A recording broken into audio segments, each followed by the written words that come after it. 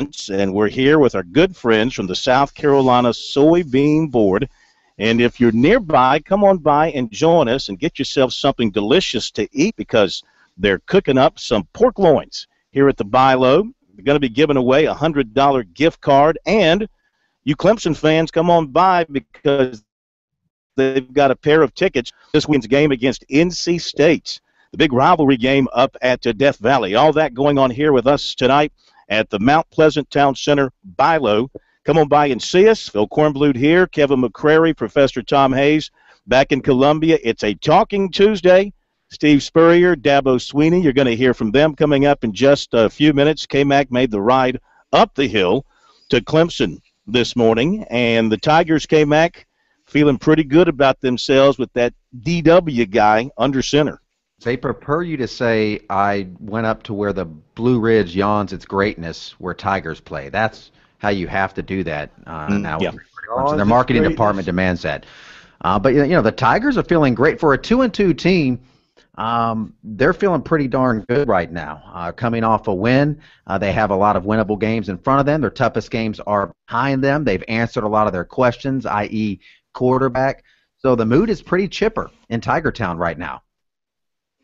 All right, meantime, at South Carolina today, Dylan Thompson a little bit beat up, banged up after being sacked 4 times and hit several other times in the loss to Missouri. A little bit of a strained neck going on, and, Spurrier kind of threw it out there that he didn't practice yesterday, and that got people worried about, well, who's going to play quarterback for the Gamecocks? Is it going to be Perry Orth? Is it going to be Connor Mitch? It's going to be Dylan Thompson because he's back at practice this afternoon, so if he's practicing this afternoon, in all likelihood, he's going to be good to go on Saturday, as long as he doesn't get hit again in practice.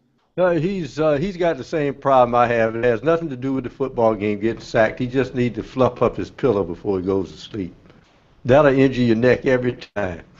Yeah, I think in his case, it has nothing to do with a bunch of Missouri defensive linemen. Yeah.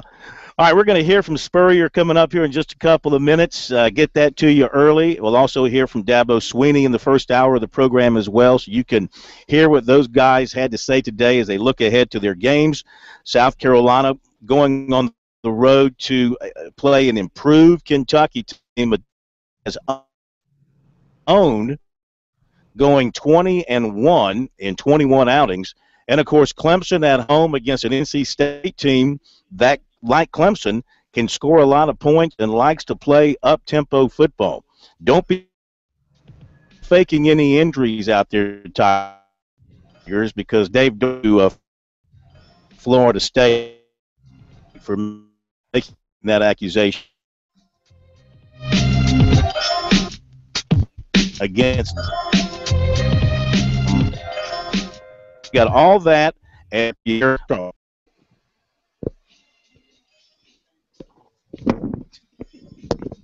How you doing? How are you, buddy? Good to see you. Good to see How's you. everything? Good.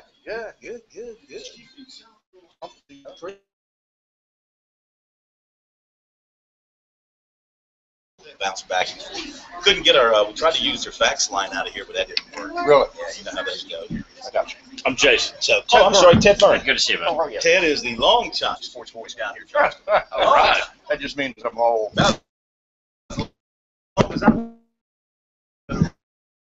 He's been around. No, you've been around. Staying back. I mean, I remember the days of the old over.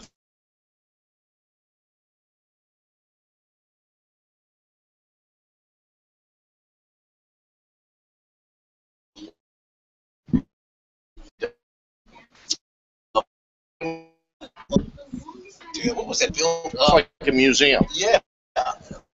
Old building. Right now, What it is. Yeah. Right there in the kind of in the field, sort of. No, this one is right on Sandberg Boulevard. This is the where the building was where I was. Yeah. I was thinking of a Like building. museum inside. Yeah. Gil came by a little while ago. Yeah, he said he was coming by. Well, grab a seat Bobby and will be here. get yourself some pork loins. corn. Oh, is that right? Let me check with the guys back there. Yep. See how we're running. all right, how we looking? Hey, if I take this time, we got about 2 minutes, I would take the time to redial real fast. We lost you a little bit at the end. Okay. And yeah, I was watching for the count. And it's down in the 5 seconds. Are you going to redial it? It's pretty bad. I would try to reboot real fast. You're going to hang up and call me back? You gotta hang up and call me and join back in on the hangout.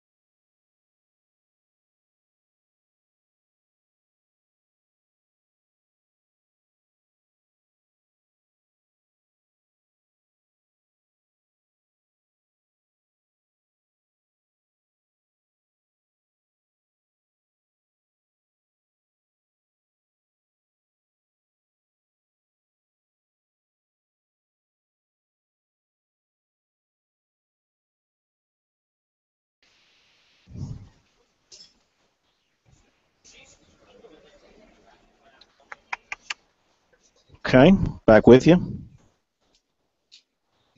Sounds a little bit better. Let's see how it holds. Okay. And I sent you, can you get it real quick? I sent it to you.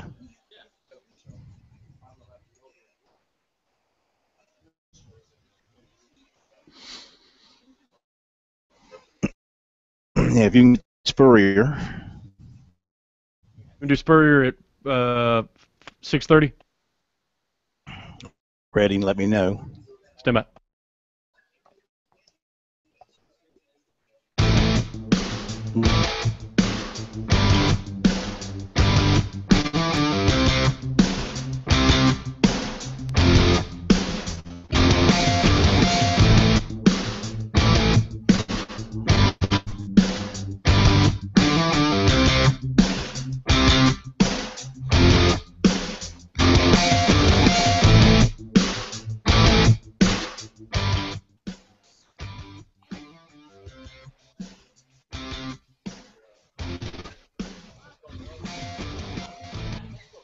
Okay, we're back at Sports Talk, South Carolina Radio Network. Phil Kornblut down in Mount Pleasant.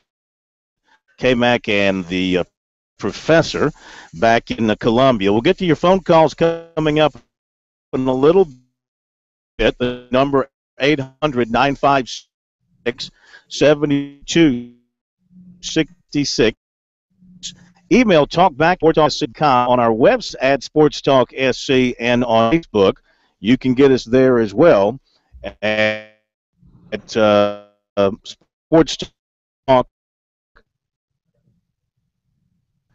right, we're going to jump into the corn and get your from Steve Spurrier in just a moment. More connected. We're losing you just a bit from down at the Mount Pleasant Bilo, our Talking Tuesday, presented by our good friends over at the Soybean Board. We have a lot going on the Talking Tuesday. In fact, we want to get to our Talking Tuesday subjects. Steve Spurrier and Dabo Swinney both holding their weekly press conferences today. Corn hit up the HBC before he headed down to the Holy City. I was up in Clemson with Dabo Swinney. So Spurrier coming up here in just a couple of minutes to see where the Gamecocks go from here. A little bit of a regroup. This is, I think Gamecock fans know any game on their schedule is a tough game. There are no such thing as an easy game anymore for South Carolina. Not that there really ever was, even when they were winning 11. They were on that tightrope most every game. They fell off against Missouri. Can they get back up against an improved Kentucky team? Let's hear what the head ball coach had to say. Kentucky Wildcats. Kentucky Wildcats are a pretty good team. They don't look like some of their teams 10, 15 years ago. They are very fast, athletic. I think their defense is actually nationally ranked in most all categories. They're a good-looking team, and they play tough, smart. well coached, and certainly be a big challenge as we go into Commonwealth Stadium to play Kentucky this year. They 3-1, lost an overtime game down in the swamp. Had a chance to win it, but didn't work out for them. So it'll be a good, should be a heck of a game.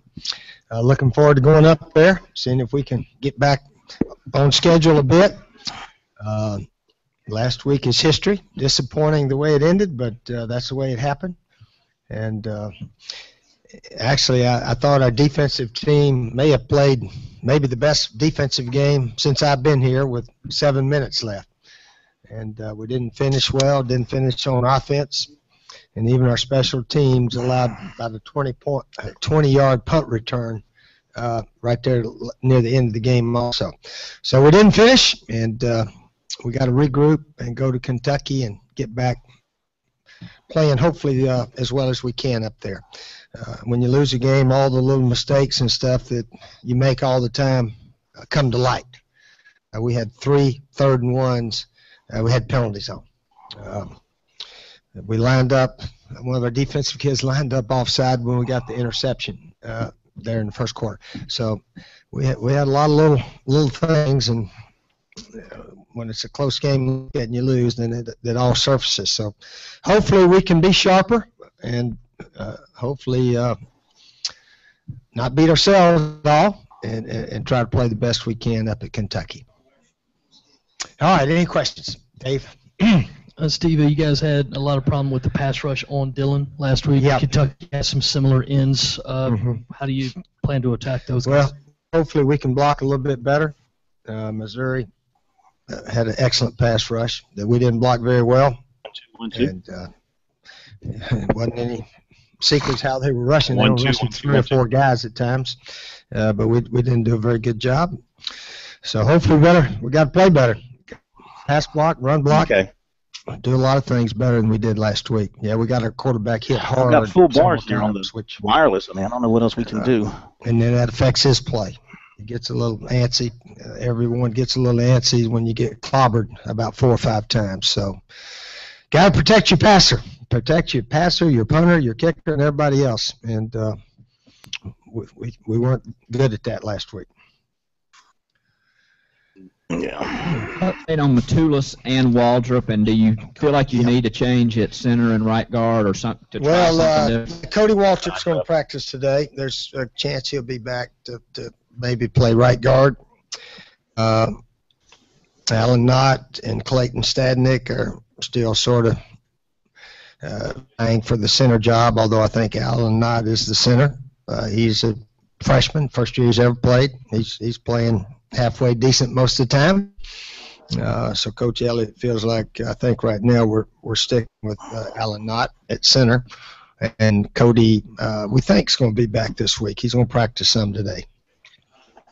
Matulis, he's jogging around a little bit, but he's still a couple of weeks away. Probably after the open date next week, there could be a chance he'd be ready.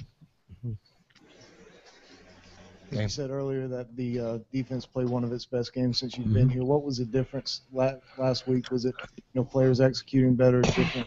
Or what was better? Well, we stopped the run better. We stopped passes. Gosh, we forced 10 punts. We were getting them off the field. And then offensively, we weren't doing very much at all.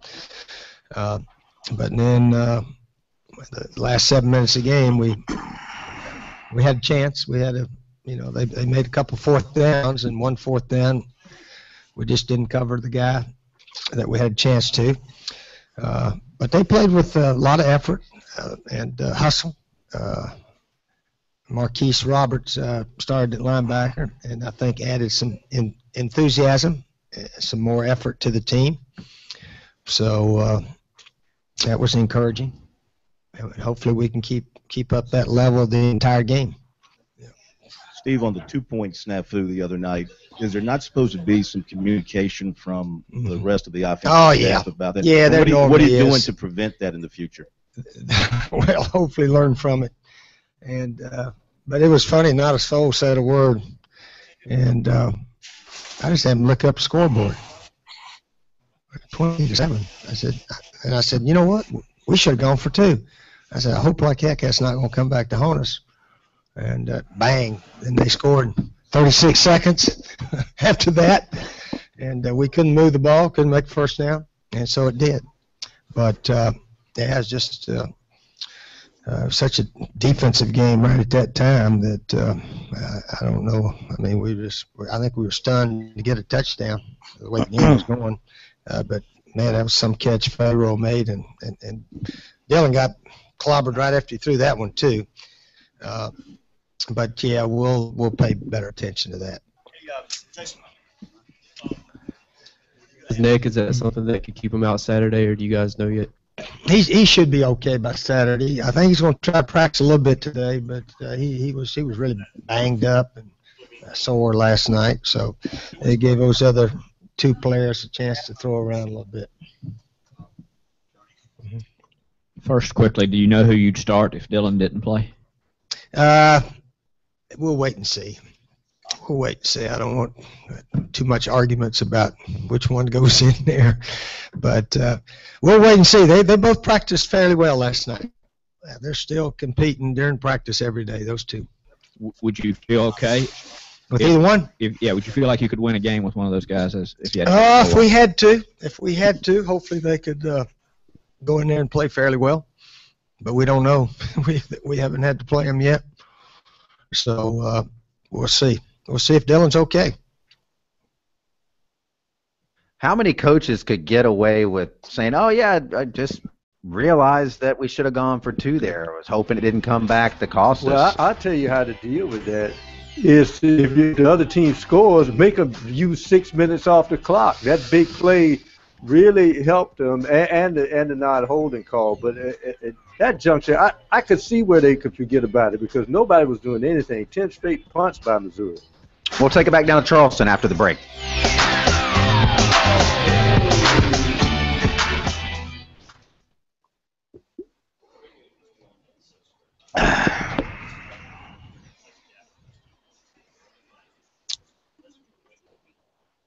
Okay. How you hearing me? I mean, it's the same. It's kind of in and out.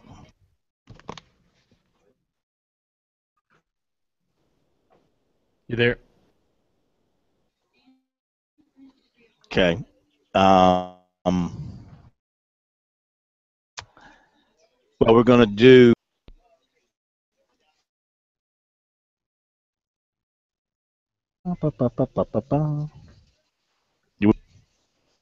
I can't hear you. You're fading out on me. You say one word and then it goes. Oh man, I don't know. It is what it is. What it is. Let me hang. I'm gonna reboot the. My signal keeps going from full to 3 bars back to full. I don't know if there's anything I can do there. Yes, sir. Now, okay, man. Okay. It's telling us it's not the bars, it's just how much data it can push through. Yeah. Like if he has a bunch of windows open on his computer, that'll hang it up. I've already told him that. He needs to just have the Google Hangout up. That's a good word for it.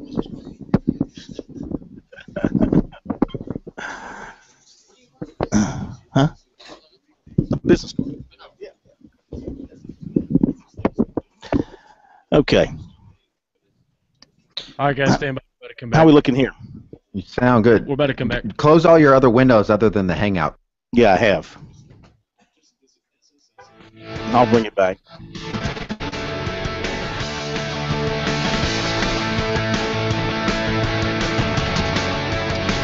Talking Tuesday, we just heard from Steve Spurrier. If you missed it, it is on the website, sportstalksc.com. Dabo Sweeney coming up momentarily. Kevin McCrary and the Professor Tom Hayes with you in our Main Street studios. Sports Talk, the Main Street of sports here, coming to you live from Main Street. And also tonight in the Low Country in Mount Pleasant, one of the best little slices of earth down there in the Low Country, the Charleston, Mount Pleasant area. The corn set up at the Mount Pleasant Buy Low. Corn, I know you're having a big time down there on a Talking Tuesday. Absolutely. And we're set up outside on a beautiful afternoon. Not very windy. Not many clouds in the sky, about mid-80s. My buddy Ted Byrne from ESPN Radio here in Charleston has come by to see us. The big kahuna, Bobby Harton, is also going to come by and honor us with his presence here. I was listening to Bobby on the way in. That's always a hoot. Hard to drive straight when you listen to Bobby do his show. It is Talking Tuesday presented by South Carolina soybean farmers and their checkoff. You can learn more at scsoybeans.org. Pork powered by soy. And they are cooking some delicious pork loins out here in front of the Bilo. So come on by. They're going to be giving away. This has kind of a Clemson theme now. So you Clemson folks in the area, this is kind of for you, because this is being tied in with the Clemson-NC State game, the Textile Bowl. Another bowl. How many, K-Mac, does Dabo recite how many Textile Bowl wins he has and counts that on his bowl list accomplishments?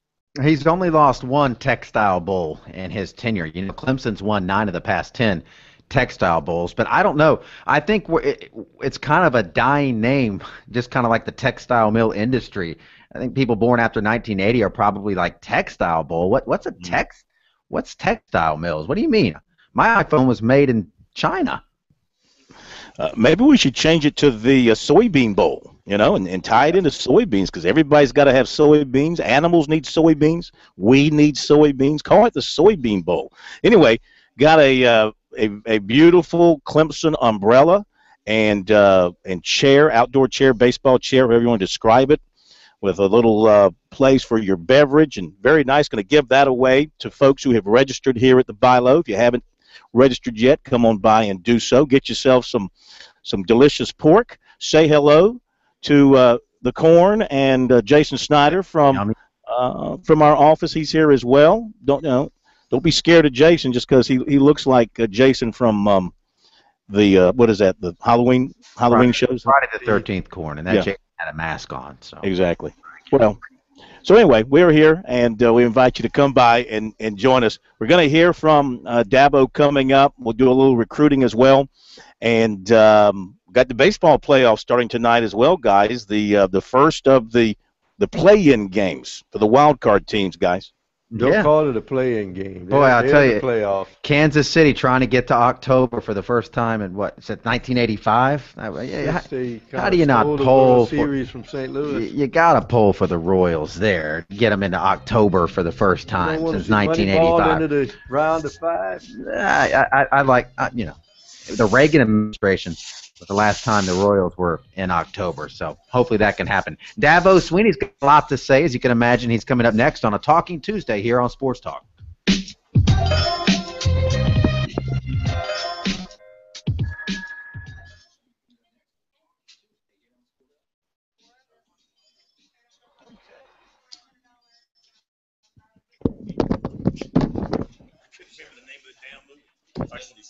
And they're doing that.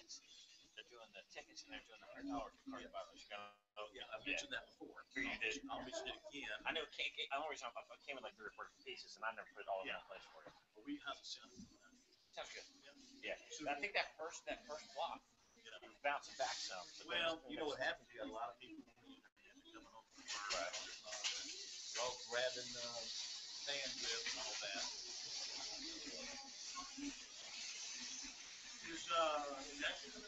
Yes. In fact, your friend is waiting for her. But she said she's got a late start getting out of Columbia because of traffic. Well, yeah, she was going, and I was coming in. She was coming down the elevator. Well, yeah. I'm the one that got the late start. Thank you for rolling this up so professionally. Did I do okay? Yeah. I don't know why the fax line didn't work. That must have been it must be a digital. Did you plug your fax back in? I did. It must be a digital thing. That's all I can think of. Hey, by the way, Jason, at 7 they cut away to NASCAR. These guys do? Yeah. At 7, yeah. Both stations? I think both stations. That's what I heard the promo. They carry the NASCAR goals, I guess. Their stations are simulcast. There's on one to the other. I think, yeah. Put your face on the network, man. All right, how we looking there, Graham? Much better. You sounded a lot better there. You want to run Sweeney here? Yeah, we'll do Sweeney here. Yeah, you've actually cleaned up a lot, so hopefully this will hold. Sweeney is 8.5, so you need to get into it fairly quickly. And don't forget, you must mute yourself because you're coming through the same pod. As the video, as the audio? Correct. Okay. You go ahead. Let K-Mac go into it. Okay, I'm going to go ahead and mute you now. Okay. I can mute myself. Yeah, go and mute yourself, please. Mutated.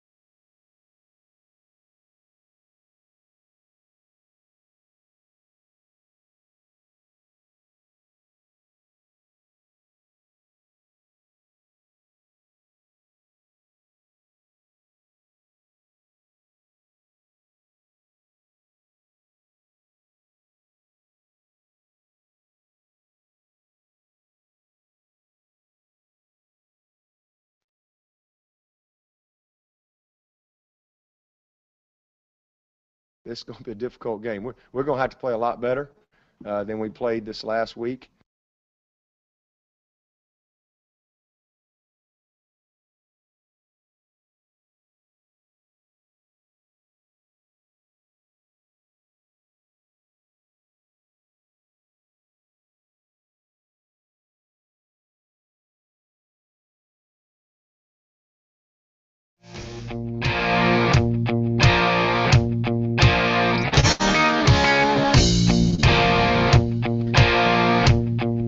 Sports Talk Talking Tuesday brought to you by the Soybean Board. Kevin McCray, the Professor Tom Hayes holding it down in our Main Street studios. Sports Talk, your Main Street of sports.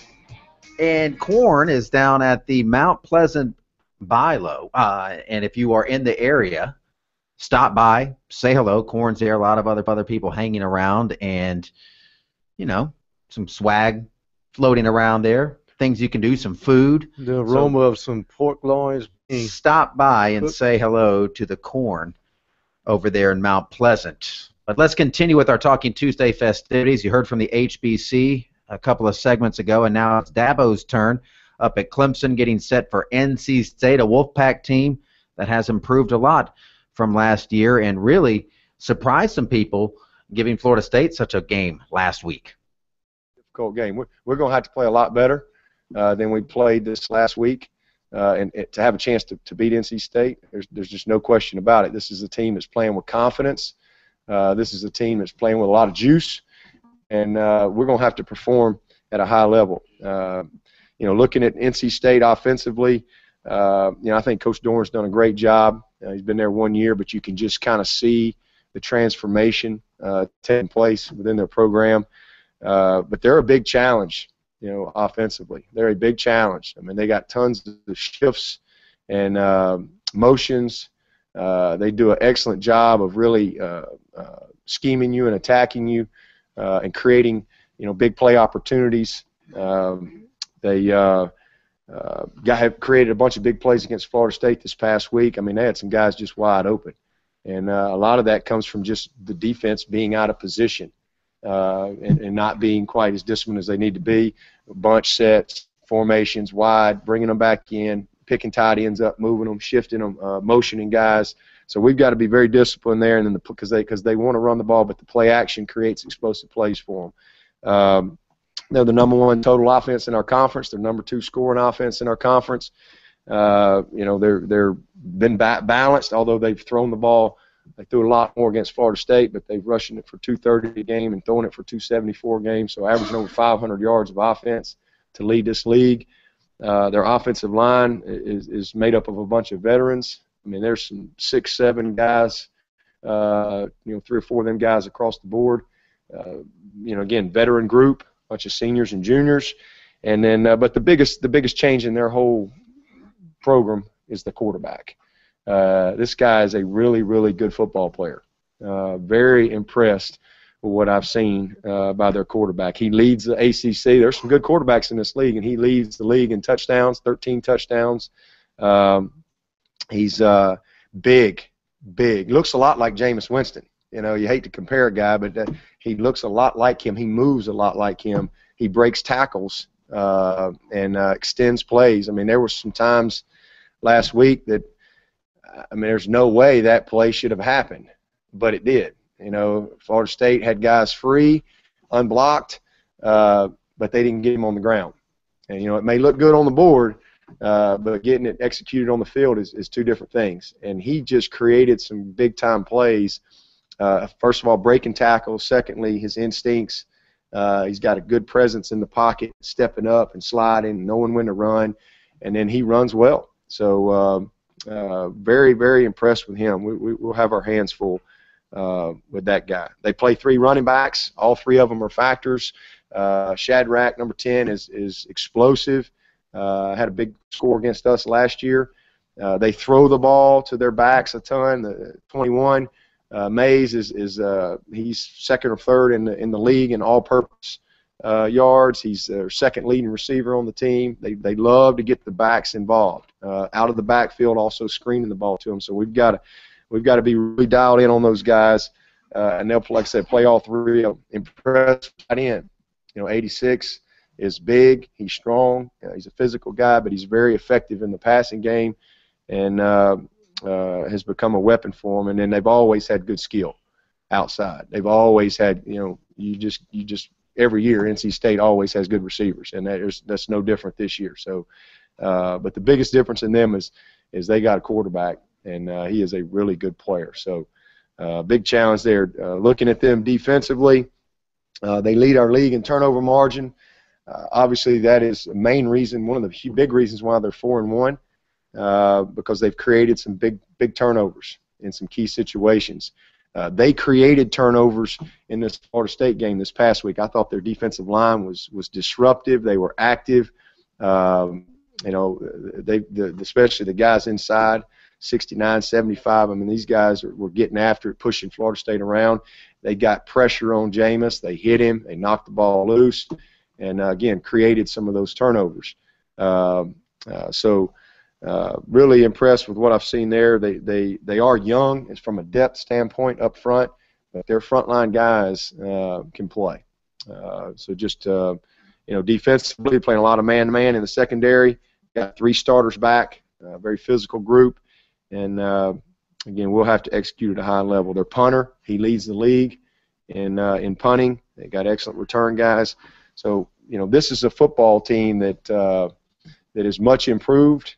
And for us, we're going to have to improve from where we were last week. We can't make some of the mistakes, especially some of the things that we did in the second half defensively. We got to put 4 quarters together, and again, hopefully our crowd show up and help us bring that type of energy to the stadium as well. Dealt with this situation a few years ago when Sammy was a freshman. But when you have a guy who looks as polished as Deshaun has so far, what kind of challenges in coaching him does that bring? Well, I always think it depends on the individual. Who is he? What's his DNA? What's his background?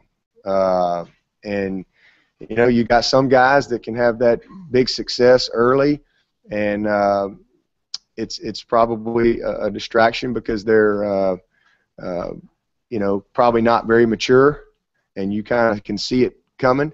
But then you have other guys like Deshaun who are really wise and mature beyond their years, and Sammy was the same way.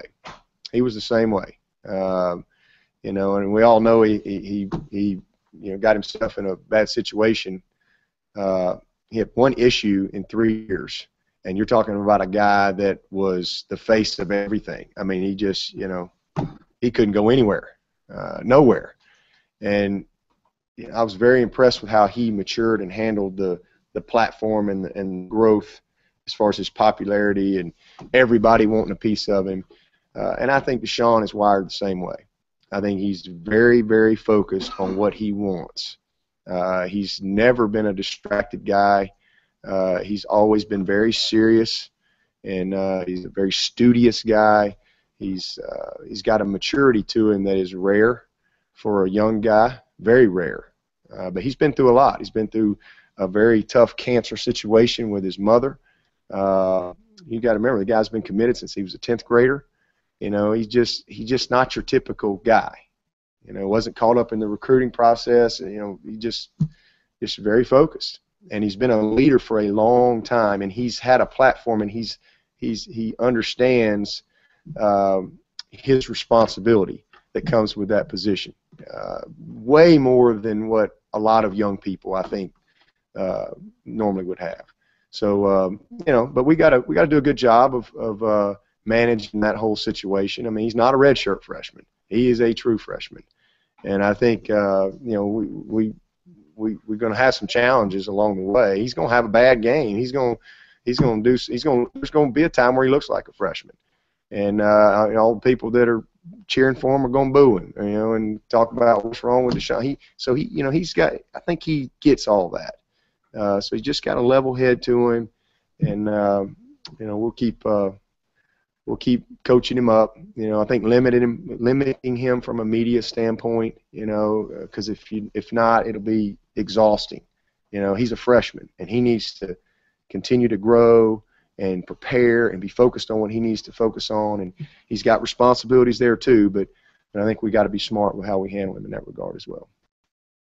Yeah, when I was driving back to Columbia, I thought I saw Deshaun Watson walking across Lake Hartwell. It was pretty impressive to see. He just knows where all the rocks are. The guy's pretty impressive. He can do no wrong. All right, Dabo Swinney, if you want more, and there is plenty more, believe it or not, go to the website sportstalksc.com. Recruiting coming up on the other side. You don't want to miss it.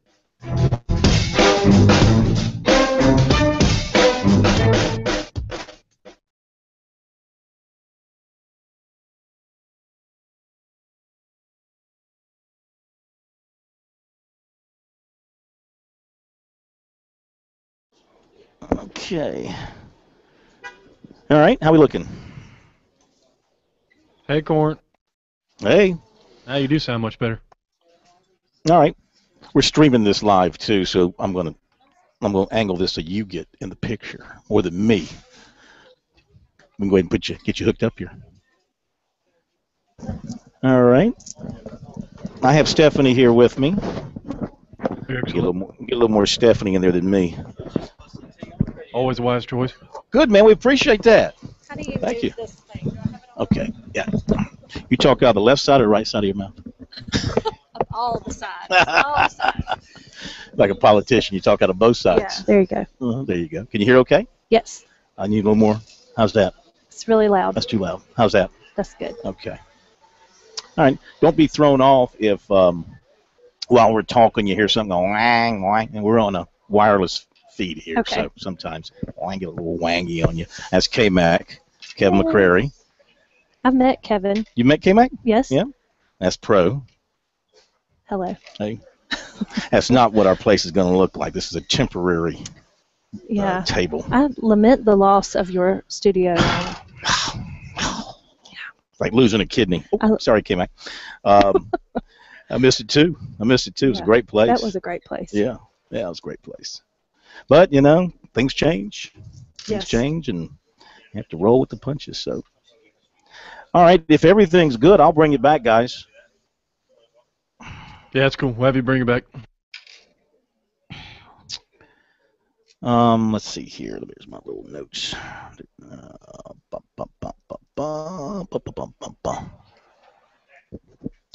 Animal agriculture, #1 customer for soybean. So you are with the soybean board. That's right. Okay. Executive director? Yes. Okay. Very good. So Tasty Tidbits, that's just your business card, Mhm. little notes on it. Okay. Yeah, we did that for legislators so they can kind of have something to take back, just some highlights of why it's important to us. Gotcha. And the soybean board, I mean, is it like a lobbying group for soybean farmers? We are the checkoff arm of the soybean world, and we don't do any lobbying. We do marketing, research, education, and promotion. Okay. Yeah. Is this something you studied at Clemson? I majored in agricultural education. So I did student teach, but so I'm educating about agriculture, just more about soybeans than Well, listen, we're still an agricultural state, are we not? That's right. Yes, we are. So #1 industry. We got some city slickers, cultural state. Ain't that right, Bobby? Now, Bobby, back in the day, was the head cheerleader at South Carolina. He was the mic man. No way. South You Carolina. had the thing. What's that thing called? The megaphone. Yeah, well, no, you're on a mic. Oh. Yeah, microphone. Used to make the people go nuts. What's the guy's name that does that now? He's a little crazy guy that runs around. All right, let's see how we're looking. How long before you come back to me, Steak Man? About 20 seconds. Okay. Remember to keep your tag box open so I can let you know when you're live. Okay. Dun, dun, dun, dun, dun. You see Stephanie okay? Indeed, indeed. Okay. All right, stand by, guys. It's more important she be seen than me. We're going to do that now? Give away your winner? Thank you.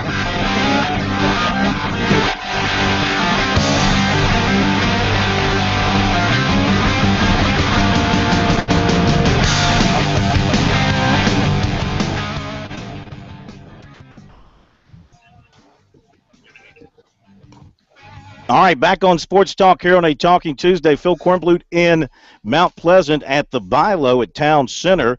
And we are here with our good friends from the South Carolina Soybean Board, and we're joined by Stephanie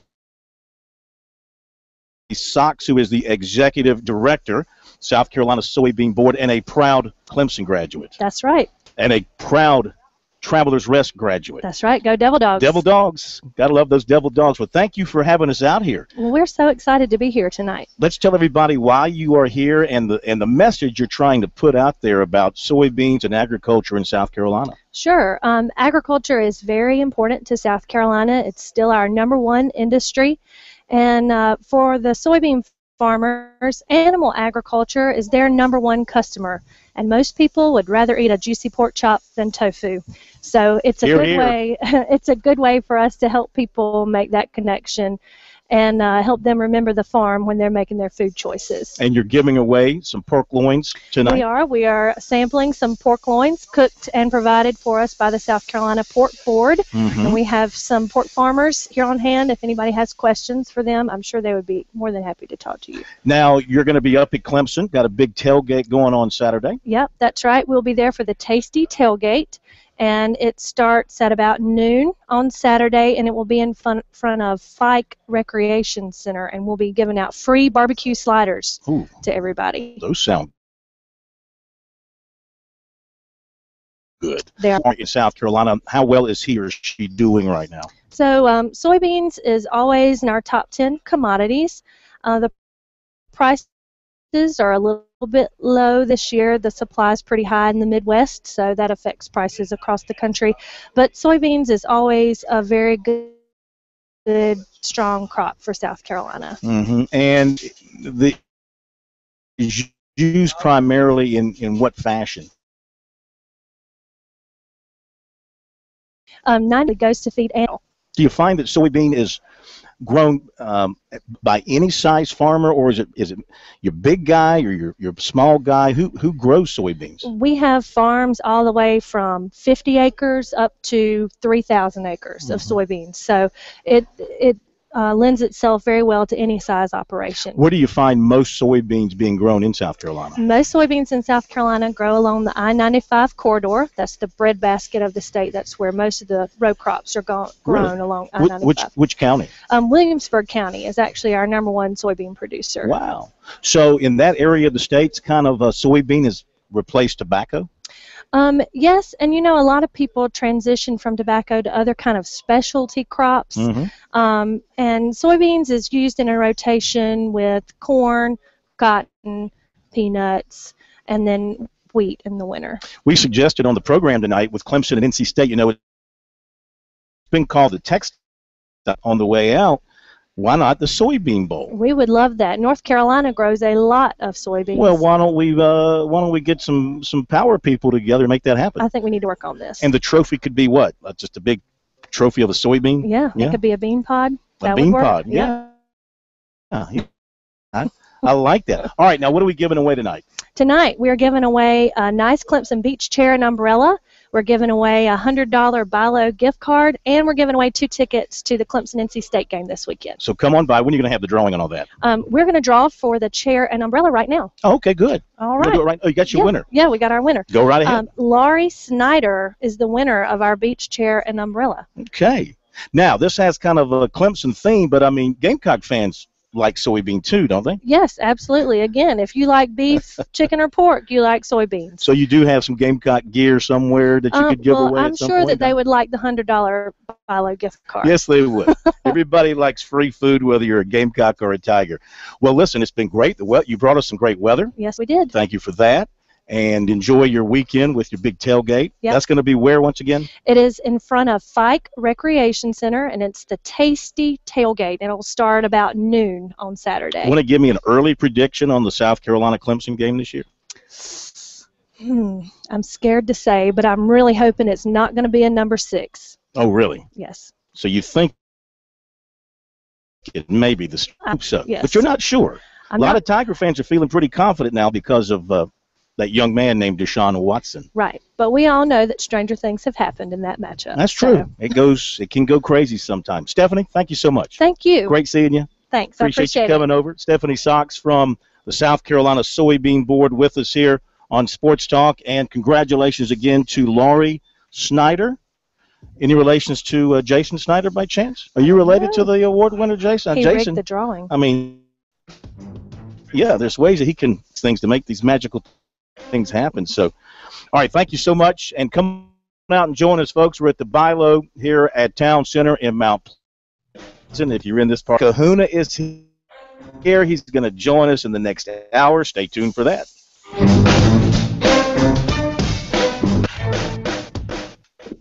All righty. We made it through that in good shape. Thank you. Thanks. Thank you so much. That was great. Yeah. Yeah, when the wireless holds up, things can do miraculous things. I don't have a clue how any of this works. Just that when it does work, it's a great thing. Yeah. It's always special. Thank you. Yeah, thank you. Okay. How we doing? Not bad. Let's see. I got to do the high school thing here. Let's see where we're at. Where we at here? What's today? 10-1. We're doing recruiting here, Corn? This recruiting report. I was going to do the high school thing. Well, I don't see a. Oh yes, South Carolina Farm. I got to do the high school Farm Bureau insurance thing. Okay. If I have time to find what I need. How are we holding up? Not bad. How long before you come back to me? A little less than a minute. All right, I got to see if I can.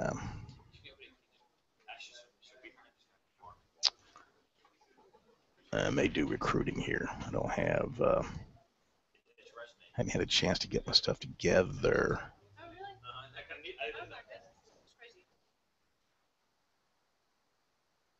Spurrier's finished.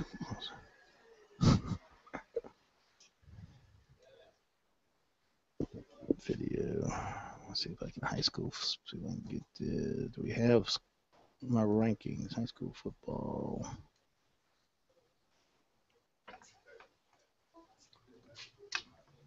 Hello.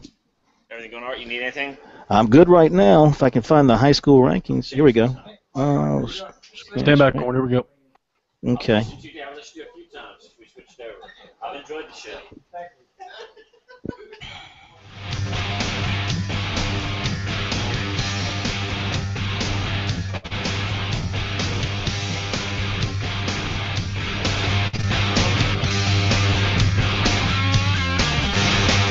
All right, thanks again to Stephanie Sox for visiting with us here from the South Carolina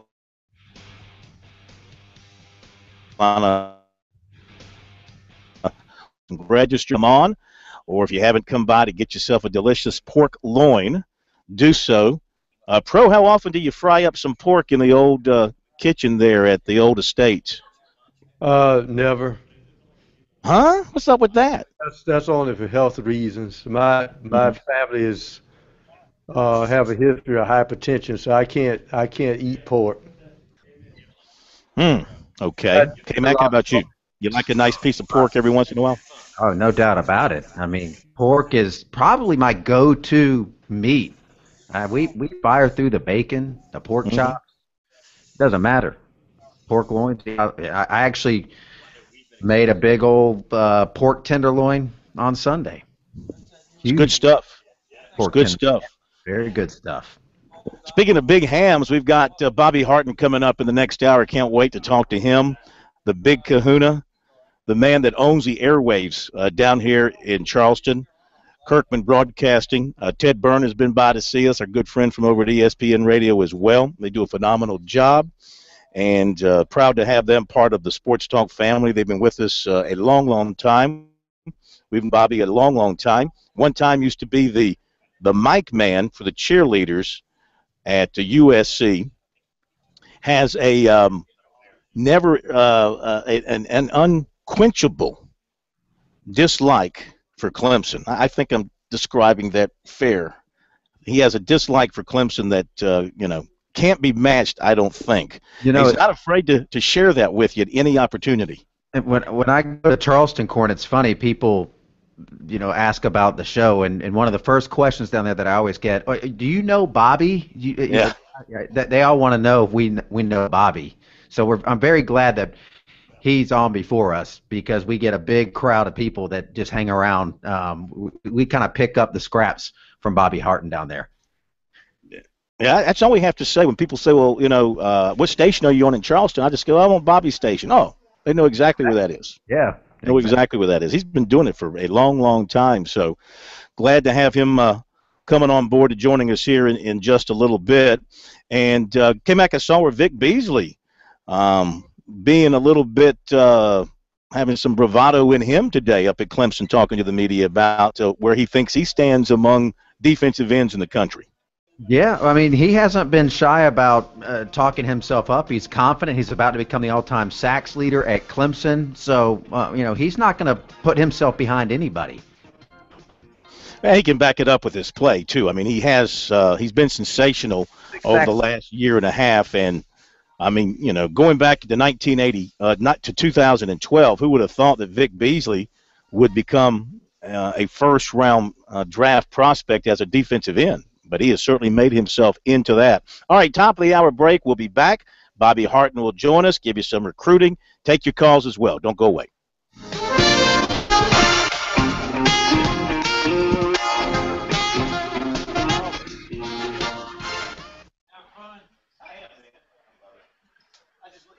wish we had it's good now. It's a little shaky.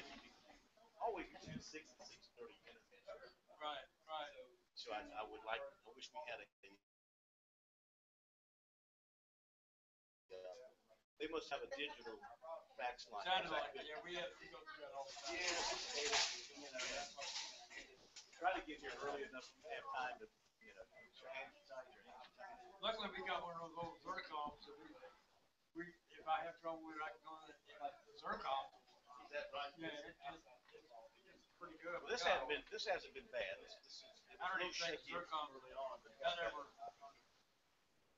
goes away. I don't know what we do. What is that exactly? It's just the old black box. Yeah. I mean, does it work through the internet or wireless? No, it's just on phone line. Sometimes we use that vector and if you don't have the right connection. Oh no, it'll drop it up and down. Yep. All right, let me get my recruiting together and my other stuff. We'll have you come on with us here at 7:06. How much time you got? You got to go somewhere? I'm fine. Whatever you need me. We might let you sit in with us and take calls if anybody wants to call. That's fine. Why does that say 9:30? Isn't today the 30th? Today's the 30th, isn't it? Yes. You want me to sit down here now? Yes, sir. Go ahead. Get yourself We got a couple of minutes. We're in the break. Okay.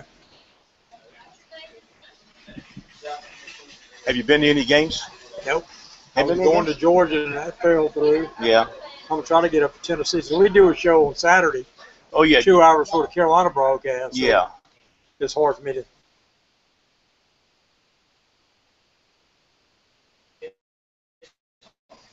Right.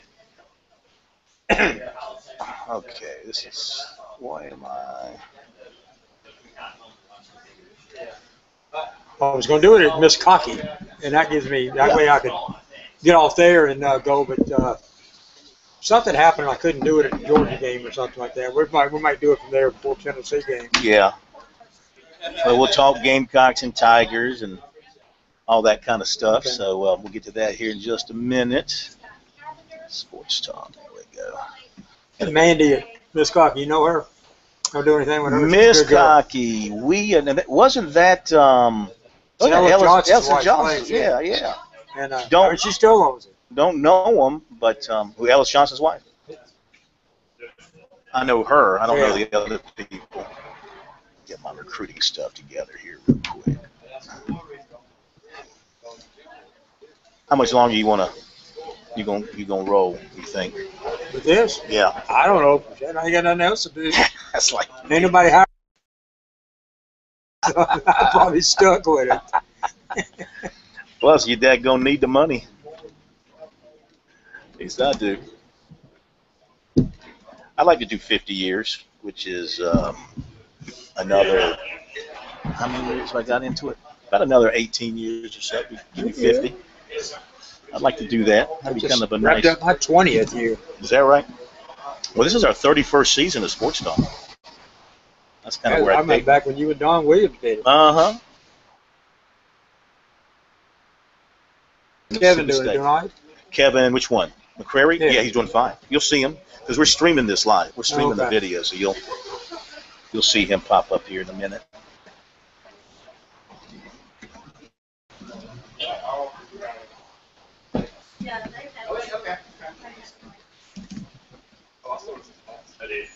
I got to get up tomorrow and go to Clemson to play golf. The basketball thing? Yeah. You know me, I'm I'm not not spending the night at Charleston then. No, I wish I were. If anything, I'd like to go down to, if I had planned it better, I'd go down to Garden City from here. I have a house in Garden City. That's only about an hour and 15 minutes from here, and stay there and go play golf down there tomorrow. But I had this thing up at Clemson, so that kind of put the kibosh on that. God, somebody told me the guy down this guy owns this bar, the Big Game Bar and Grill. Mm-hmm. His aunt or sister knows you and knows your daddy. God, Cheryl something sold furniture to your daddy wholesale or something. Cheryl Elmington? Yeah, she's married. Is she married? Is that her married name? Yeah. No, that's not her married name. Yeah, they were very close friends. friends. His aunt or cousin or something. Well, now, my good friend, my best friend, a guy named Chris Bethay, owns those buildings down there. Right here where there used to be a Bass Pro Shop, maybe, or something like down here, or some kind of outdoor shop. Was there one down here in Mount Pleasant? Right down here on the Coleman Boulevard. He built those buildings. Hello. Back at 30 Corn. Okay, I got Bobby here. I'm going to go ahead and bring him on board. All right. Okay. There we go. There you go. Okay. Is that headset good for you? Yeah, that's fine. Okay. If we're looking good enough for me to bring it back, I'll bring it back. Yep, that'll work. Stand by, gentlemen.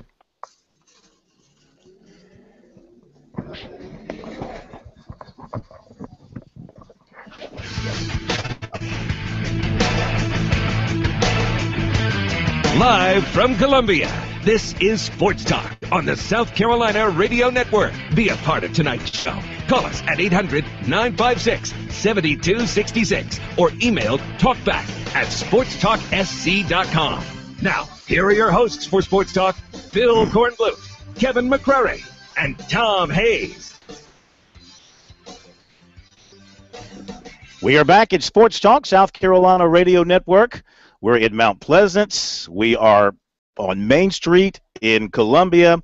Very happy to have you with us tonight, wherever you are dialed in around Carolina. And I'm joined here in Mount Pleasant by the one and only, the big kahuna, Bobby Harton. How are you, sir?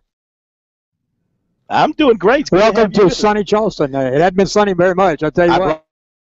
Brought the sunshine with me. Was that it? That's what I did. We're glad you did. That's what I did. It's good to have you with us. We have long had a great friendship and a professional relationship through radio over the years. You've been a part of network with your stations down here in Charleston, and we're so appreciative of that. And I'm just glad to know that you're still rocking and rolling down here and owning the airwaves. Well, we just celebrated in August our 20th year on the air, so it doesn't seem like it's some days it seems like it's been 20 years, some days it doesn't. Yeah. It's been a lot of fun, though. And the thing about you make no bones about it. You're not a journalist on the air trying to break news and this and that sort of thing. You came into this as a fan, as a Gamecock fan. The name of your show is Fan Talk, and you've always presented it that way, and you've always involved your audience and your callers heavily in your show. Yep, and that's the way. If it ever got away from anything like that, I don't think I would do it. It's been a lot of fun. I've got to meet a lot of our listeners. I know you probably have.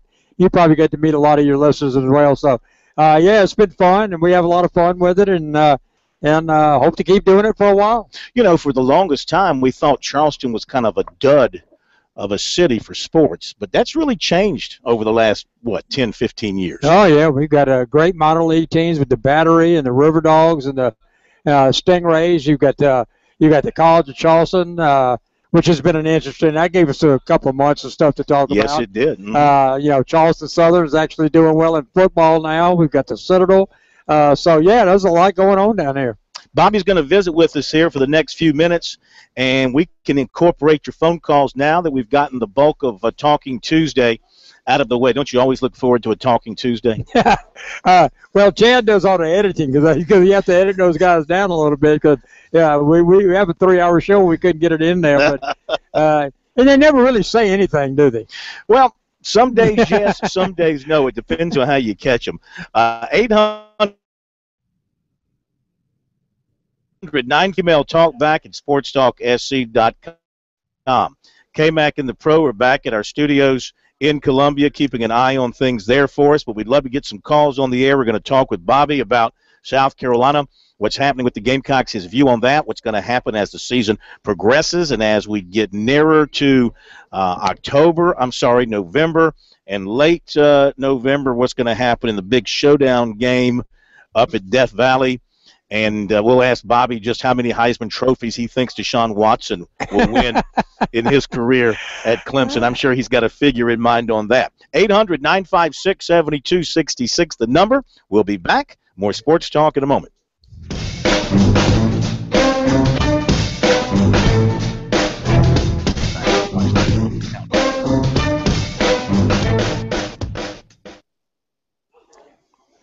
You got about 10 more minutes? Yeah, that's fine. In a segment with us? Okay. They were actually talking about Deshaun Watson winning the Heisman this year on what's the barbershop or whatever it was. I listened to it at my desk. The guy with Kerry Rich, there was some caller brought it up. Matt Barber. Yeah, I'd say it's a little early for that. They're ready to anoint him big time. Big time. All right, State Man, how we looking? Coming through clear?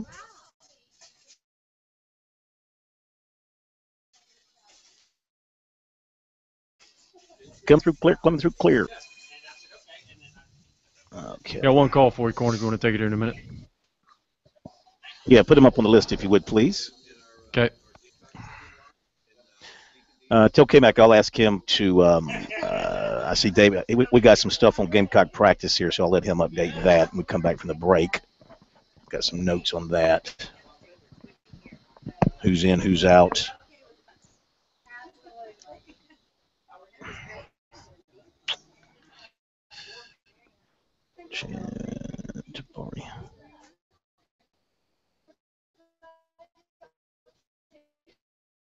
How far do you live from here? I live 26. Yeah. I'll get on. I left Columbia at what time did I leave my office? Downtown. It was 3:15. I was on Main Street, and I was here in the parking lot by 5:05. You got it pretty quick, didn't you? And I would have been here sooner, except I got caught in the wrong lane on the connector and missed the exit for Georgetown. I thought it was another half mile or so. And so I had to go in, turn around, come back. And traffic wasn't too bad. I was concerned about the traffic and how backed up it was going to be. So that's all good. Well, you were going opposite of traffic coming down here, so that's the key to it. Yeah. I'm looking for the high school rankings for this week, but I don't see where anybody's put that out. Grand Strand.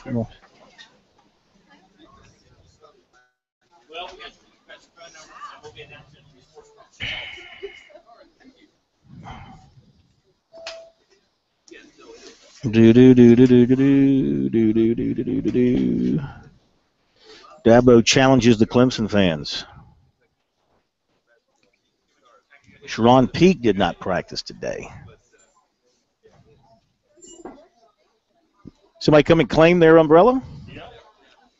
The Snyders? The Kentucky fan. The Snyders. Yeah.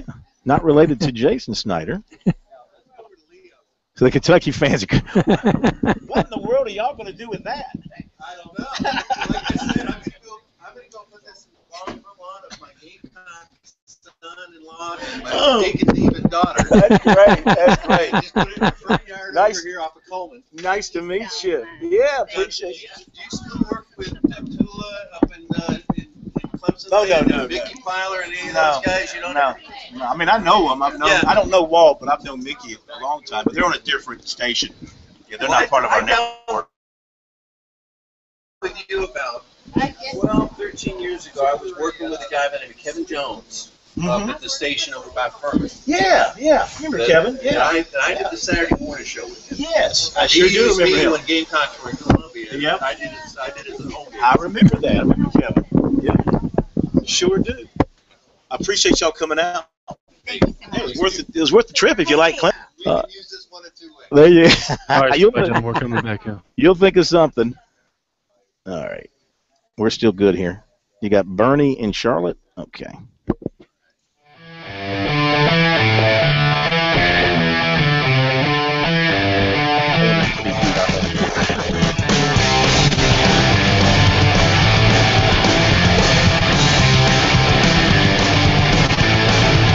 All right, back on Sports Talk, Bill Blue here in Mount Pleasant at the Vilo.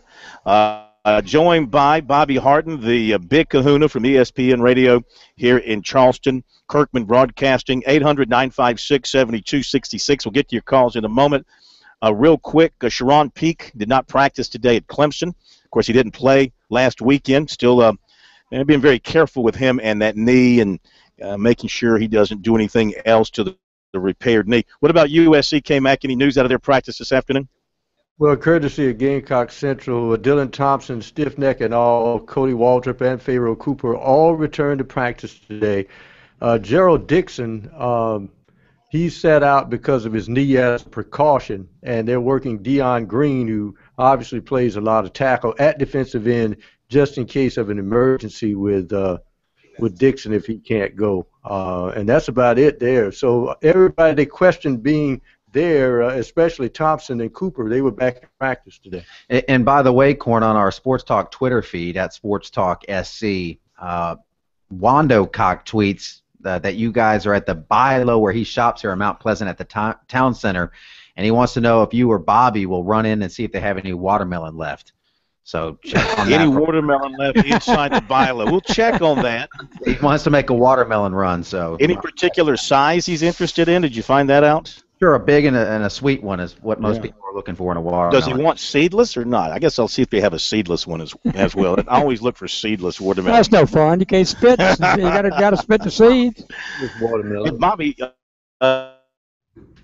your Gamecocks now a game that they had in their hands.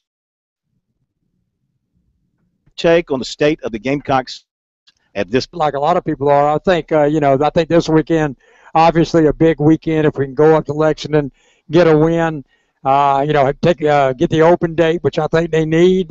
Kind of recreate group and get ready for the rest of the season. On Deshaun Jackson. All right, we're going to check that connection. It's getting a little fickle at times. Maybe Corn tripped over wire checking on that watermelon. But let's open up the phone lines, 800-956-7266. And Pope, let me know when we have Corn and the Big Kahuna back, too, because they might want to participate in our calls here as we go out to the phones here. Bernie is in Charlotte in the Queen City, and he's up here on Sports Talk. Welcome in, Bernie. Hey, Phil, how you doing? We're all doing great. Corn? Yeah, well, you've got Corn. Is Corn back with us, Pope? All right, Corn has dropped off momentarily, but he should be right back. Okay. What's that? No, go ahead, Bernie. Oh, okay. Question I was going to ask, guys. I'm a high school coach over here in the Charlotte, North Carolina area, and I was very good friends, and I don't know if you all knew about the passing of Coach Mike Pope last week, who was a legendary high school coach in South Carolina and did numerous tough line camps in the state over the many years. Coached at Lancaster, Blackville, Hilda, Indian Land, Lakeland, Seneca, and then for the last 5 years, he was a volunteer football coach at Wingate University. Yeah, I don't know if you all knew that he passed away last week. Fortunately, at the age of 62, he had some health issues over the last few years. Good man, good person. Yeah, thank you for doing that. Yeah, we'd actually seen that come down. I saw that over the weekend, but we have not mentioned that on the air, and I'm glad you did. I'm glad you did mention that. Well, he did so much for high school football. My question to Phil down there was, I've got some boys that coach at York. I got some boys that coached down in Lancaster too a little bit, and I had a few years at Indian, not when Mike was there. What are the some of the private schools, like Porter Gap, still a check 1 2 check. Was chief with Hall this year, and Bishop England. But I didn't know what the stronger private schools in the state of South Carolina is. And hopefully, if he hears that, I'll listen to y'all. You do a great job. Sometimes I wish that the state of North Carolina did a better job with high school football, but you guys do a wonderful job with high school football in the area.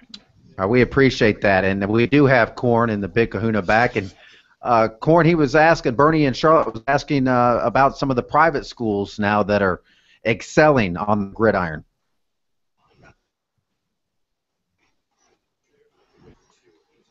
Well, yeah, obviously Christ Church is the one you think of first. Bishop England kind of got the ball rolling a few years ago when they won a state championship. Right, they kind of rebuilt and they've lost a lot. And got a bunch of young kids. And Portugal, I looked like they were going to be pretty good this year, but they kind of took it on the chin against Hammond a couple of weeks ago. Yeah, and now Christ Church, of course, has taken it to another level, having established the state's longest winning streak ever. They're probably around 44, 45 games right now.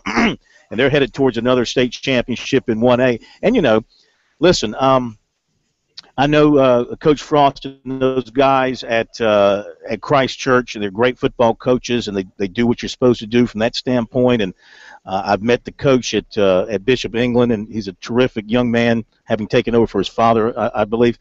But I'm sorry, I don't think it's fair that you have private schools competing against public schools for the same titles and the same championships, because, they say they don't recruit.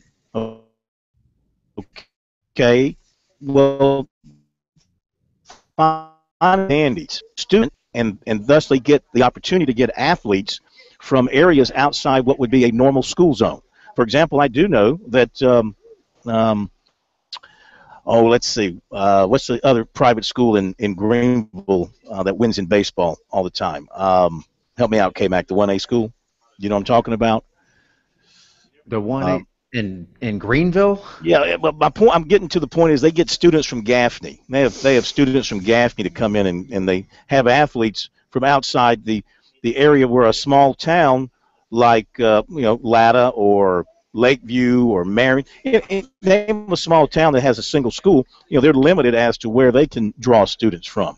These schools, from what I understand, like Bishop England, they can get a student, correct me if I'm wrong, Bobby, can they not get a student from anywhere in Charleston County? That's their line is the entire county. Right, pretty much.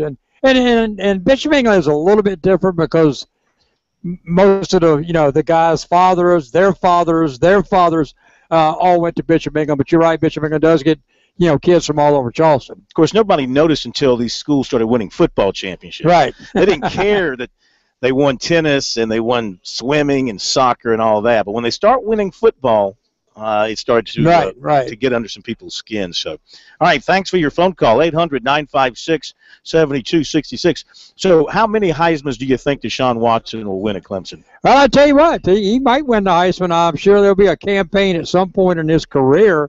It looks like, I don't expect him to be at Clemson more than probably 2 more years after this year if he keeps it up. So I'm sure the sports information department at Clemson is looking at stuff like that. He's certainly been impressive. If he wants to transfer to Columbia, we'll be more than happy to do the paperwork. Did you ever think you'd see South Carolina win 5 in a row in the series? No, I never did, and sometimes I still don't believe it. But we took it on the chin for a lot of years from the guys in the upstate. So it's been a fun 5 years. It really has. Do you think it's going to come to an end this year? If I knew that, I would call a bookie. Yeah. But I don't know. But a lot of people are panicking. They see how this Watson kid is playing, and I have a guy. It's our sales manager. He's a big Clemson fan, and every morning he starts with me every morning, and then I said, and he starts this morning. We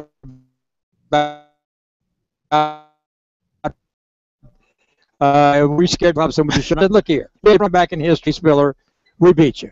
You had the best quarterback ever before Deshaun Watson and Taj Boyd.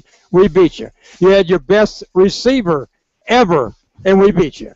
So, yes, we can still beat him and keep the streak alive. All right. 800-956-7266. Bobby Hart and the Big Kahuna is with us. We're going to keep it short.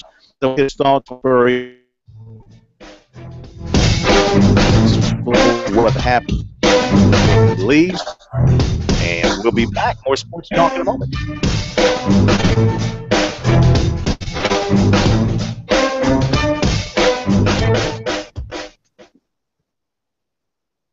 Connection sucks. Connection sucks. I don't want to take away from them guys there now. I mean, oh, you're fine. It's their show. They're fine. They talk plenty. Hey, man. Yeah, Woody, how you doing, man? Nice How you doing, man? Good to see you. Appreciate you your support. Get yourself some, man. Take some home with you. Yeah, that's why they're cooking it up for people to eat. My wife was like, "Is there a big crowd up here?" I said, "Yeah, man. Yeah, it's a big crowd." I said, "I can hardly get to it." Anyway, I know you got to get back home. Thank you, man. I'm gonna hang out with y'all. Yeah, appreciate you coming over. Right. Thank you. Good to see you. I think we had your station on, but I think y'all went to NASCAR. Yeah, the Fox. All right, is the connection? How's the connection? Is it shaky? Yeah, it just comes and goes every other minute. We had a good talk. Road was fine, and all of a sudden, boom! Right there at the end of that segment, that final minute was just crap. Okay, I'm gonna hang up and reconnect again. Have I got time? You got a minute. Okay. It is. Yeah, I'd hang tight here. All right. Well, there you went.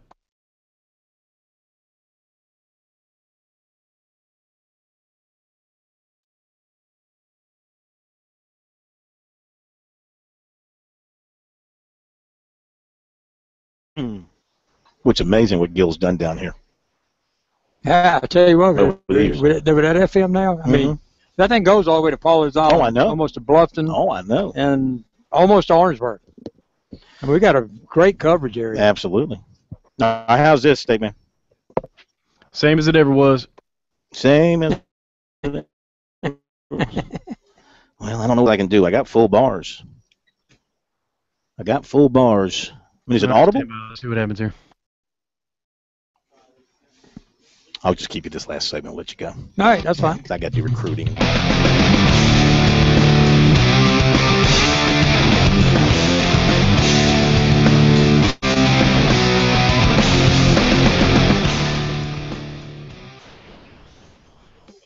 All right, hanging out with my buddy Bobby Harton, the Big Kahuna from ESPN Radio here in Charleston, who's on, well, those of you in Charleston, you know when he's on. Outside the state, when you come down to the Holy City, Bobby's on what, 3 to 6 still, right? 3 to 6, 98.9 FM. Big old strong FM signal. Yeah, man. Get all the way to Pawleys Island, almost to Bluffton, and almost to Orangeburg. That's great. Voice heard far and wide. All right, so what do you think of Steve Spurrier? Well, I mean, I think it's incredible the job he's done. I mean, we waited for that right coach to make it happen. I think it happened probably a little slower than a lot of Carolina fans thought it would, but I think he's done a great job. And sometimes he aggravates you, like the play calling against Missouri in the fourth quarter. But again, I tell everybody, the man's forgotten more about football than I'll ever know. So you got to trust him, and he's got the thing that gets me about Carolina fans, and I know they're all upset, and probably with good reason, is because we were told that this defense this year was going to be better than last year. We didn't. I don't know. We were going, okay, they said so, we must be. We were told this offensive line was the best we've had since Spurrier has been there, and those things have not come true. So, people are, I guess, frustrated, a little upset and everything, but we're 3-2. We've only played 5 games. We've got a lot more football to be played. Oh, absolutely. And you've had to play 4 league games. Right. South Carolina needs to address that. They've played more league games than anybody in the country. Right. Those guys in the West are just starting this weekend. They'll be beating up on each other for the next couple of weeks now. Mm-hmm. And Dabo Swinney, you have to give him his due, what he's been able to do at Clemson year in and year out right now, and the future for the Tigers looks very bright. Oh, absolutely. With the good young players. The job he's done recruiting and, some of the players he's getting, and to have a freshman quarterback like they've got. We saw Manziel do it 2 years ago. We saw Winston do it last year. Who knows what the rest of the year is going to hold for Watson, but, he's a recruiter. He's a rah-rah type guy. And, Spurrier and Dabo could not be any different, but they both have done something that no two coaches have ever done, and that's put football in the state of South Carolina at the forefront of college football. Yes, they have. Who's your pick for the Final Four, the 4 playoff teams? Oh, gosh. You got 4 in mind? I think you got to put Alabama or Texas A&M in there. Texas A&M looks pretty good. I think, and that'll start starting. So you think Texas A&M will win? Well, if you got Alabama, then you can't. You see 2 teams. Right, I said or. Oh, or. Okay. And I think Oklahoma, unless they stumble, will be in there. Oregon, unless they stumble, should be in there. And then you got me. Whoever the next one will be. Florida State. What am I forgetting? Florida State. Yes. Maybe UCLA. Somebody like that. Could be. Yeah. We can't thank you. All right, thank you for having us. Appreciate you coming over. Always enjoy you coming down to Charleston. You got it. And K-Mac, you did a great thing. I haven't had a chance to talk to you, but hope you're feeling okay, man. I appreciate it. Thank you, Bobby. All right. All right, going to hit a break here. Thanks to Bobby Harton, the Big Kahuna, for joining us here on Sports Talk. We'll hit a break here at the bottom of the hour, and we'll be right back.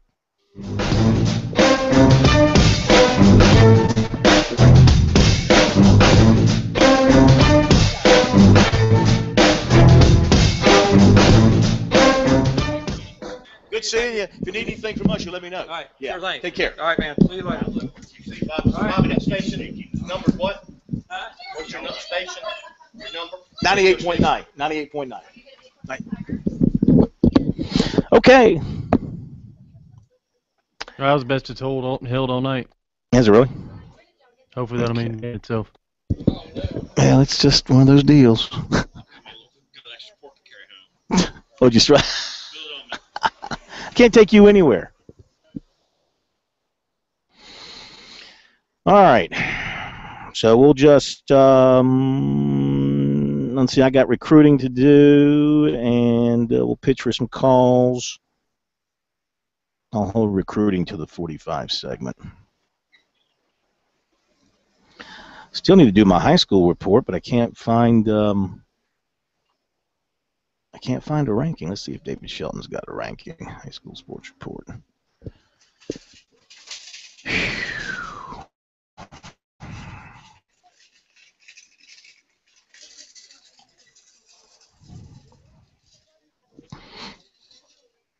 Top rank 2A.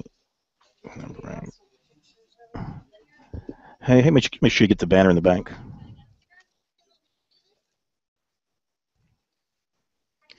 As of September 23rd. That's not any good for me. I need something more recent than that. State paper Florence usually has the rankings if he's got them.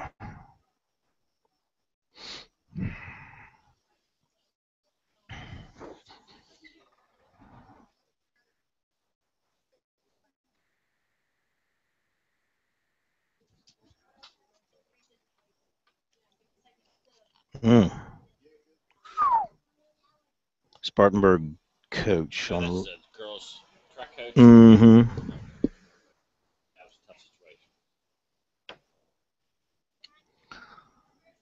situation. I swear to Buddha, where is the high school rankings?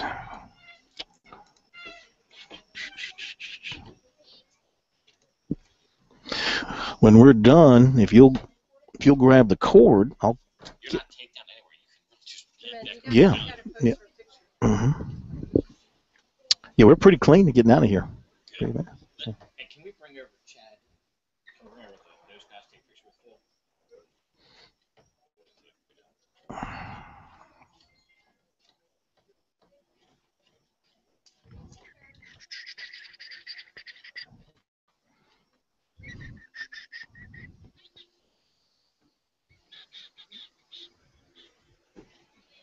Ooh, Greg Walker's quit as the Braves hitting coach. Did y'all know that? I was telling that to the guys back there. Not to be confused with Larry Walker. Yeah. How long before you come back? 30. Okay. How long till you're back up there? 30 seconds.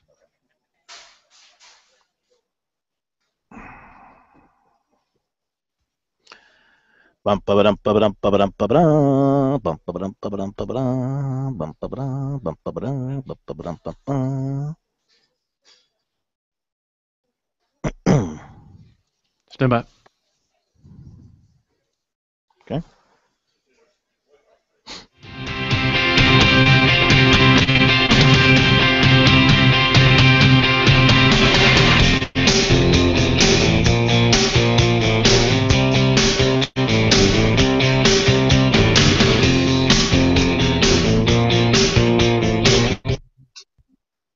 Once again, thanks to the Big Kahuna, Bobby Harton, for joining us here on Sports Talk. We're at the Mount Pleasant Town Center Bilo, and still got some time to come by and grab a piece of pork. K-Mac, I'll bring you back a piece. I know Pro will pass, but I'll bring you back a piece.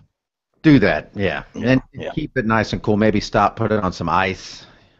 Go inside and get some ice from the Bilo. And that watermelon that the guy in Wanda wanted, you might want to stop on your way home, too.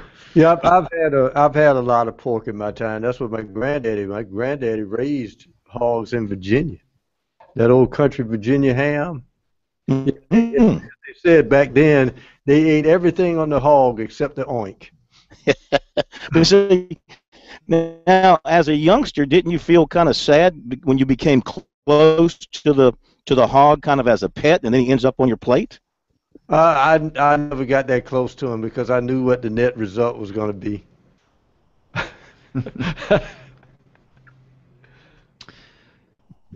Good for the hog. 800-956-7266. We got time for calls now. I want to open things up and hear from you, your comments, questions, observations about what you've heard from the coaches on this Talking Tuesday. You've heard from Spurrier and you've heard from Sweeney.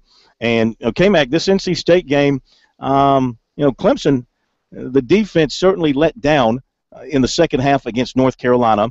I don't know if it was because of something North Carolina was doing or perhaps the Tigers felt like they had the game in hand and they just had a mental letdown as a group and they let North Carolina put up a bunch of points. But if NC State is not too hungover from their tough loss to Florida State, they showed offensively that they can do some very big things.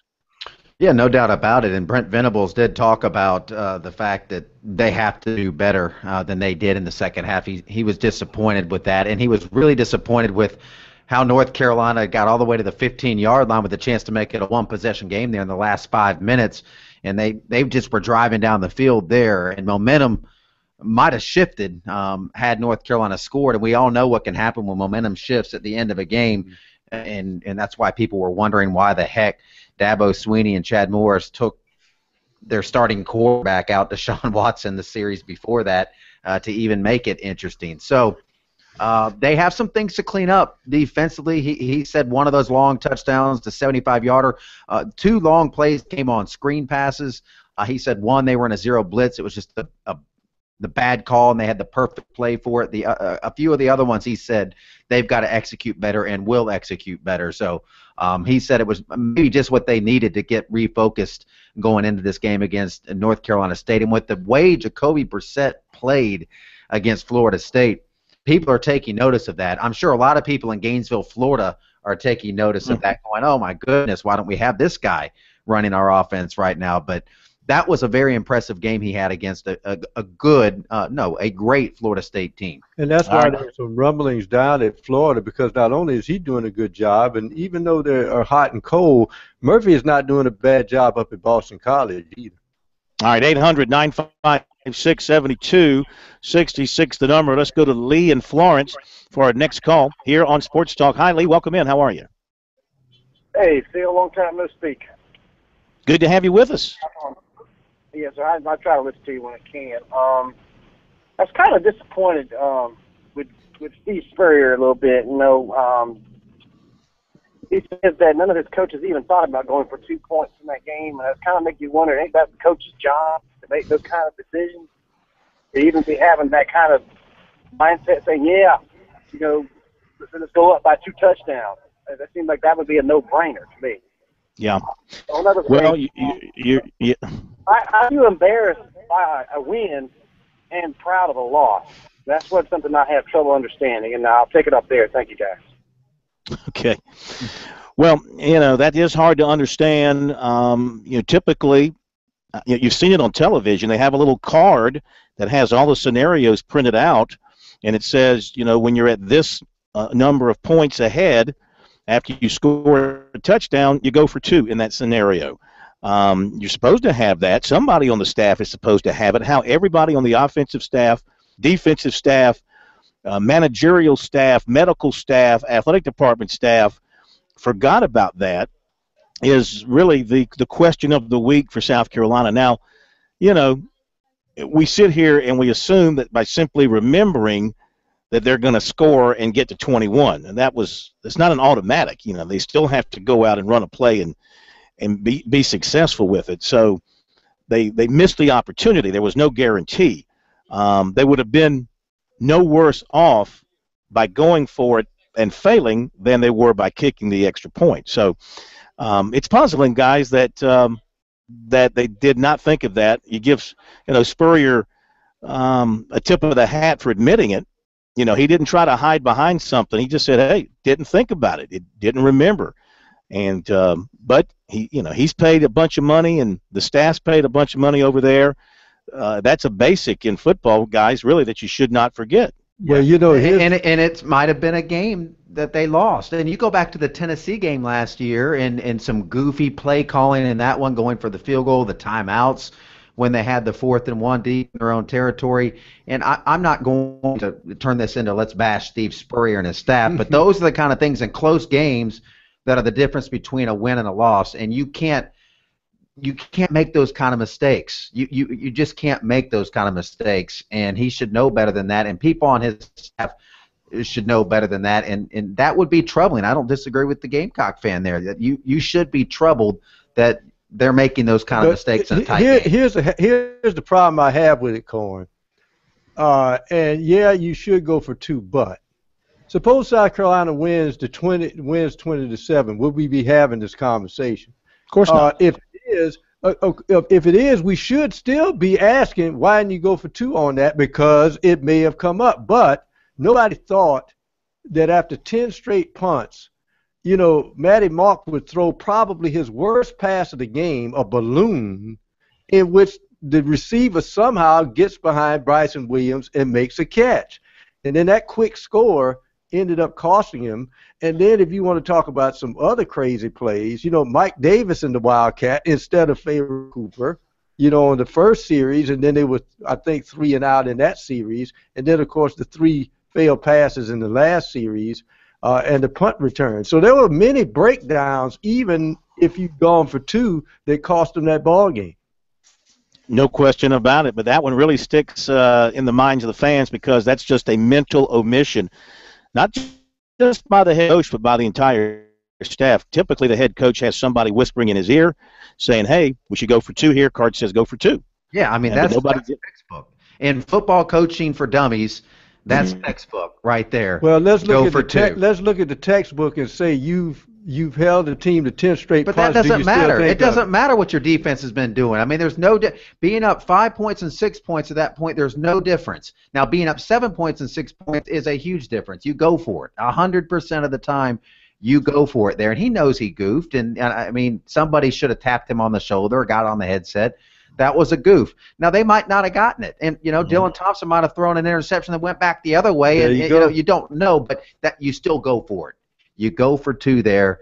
And, you know, if you convert that, it's a different game. They might have lost in overtime, you know, but they might not have. You know, it's just you can't make those kind of mistakes as a coaching staff in big games. Those are the differences between winning a championship and playing in the Meineke Car Care Bowl. And, of course, here we go again. See, everything is 20/20 hindsight, because if you don't go on 4th down right at the start of the game and give them a short field, that's 7 off the board right there, maybe.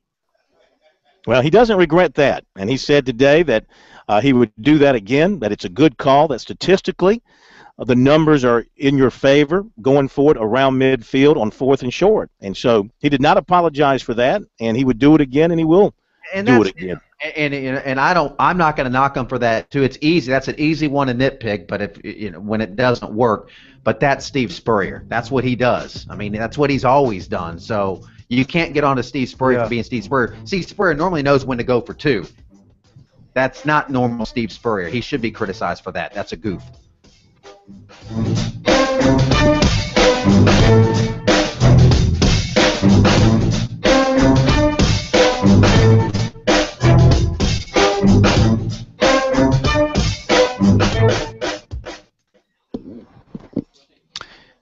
Okay.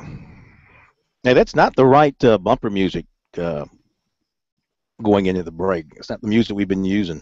Need to get rid of that one. I don't like that one. Yeah. I like the one you were running last night. Make that our permanent rotation. You know what I'm talking about?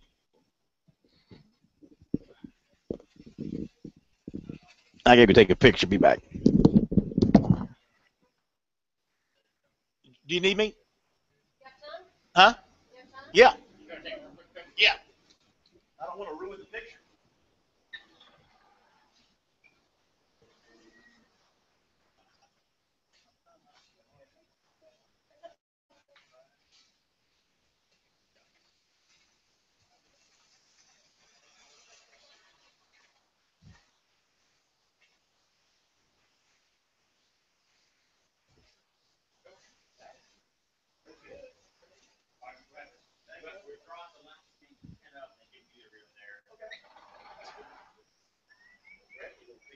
Is this what y'all cooked up right here? Yes, sir.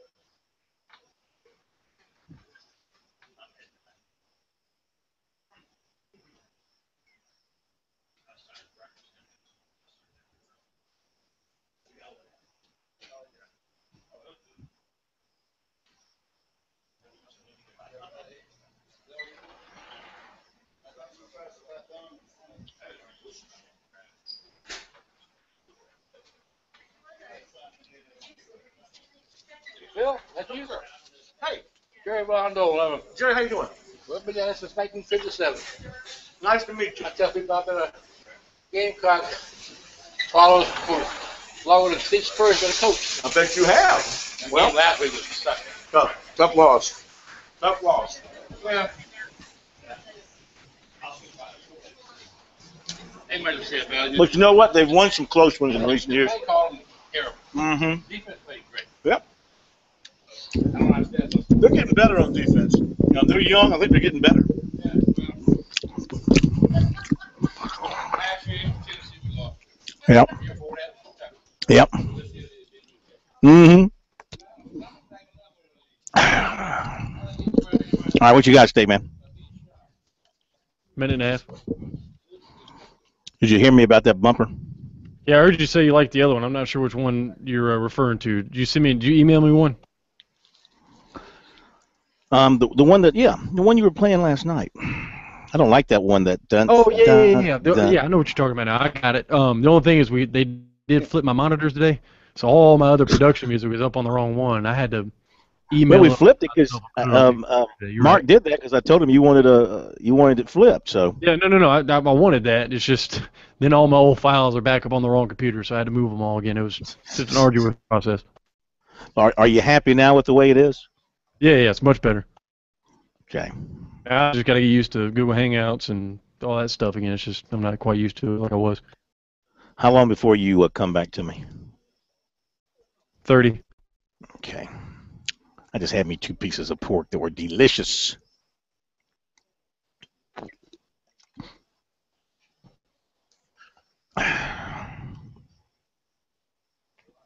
You haven't done recruiting yet, have you, Corn? No, I'm going to do that now. Okay. I'd like to do my high school football thing, but I can't. Nobody's put the rankings out.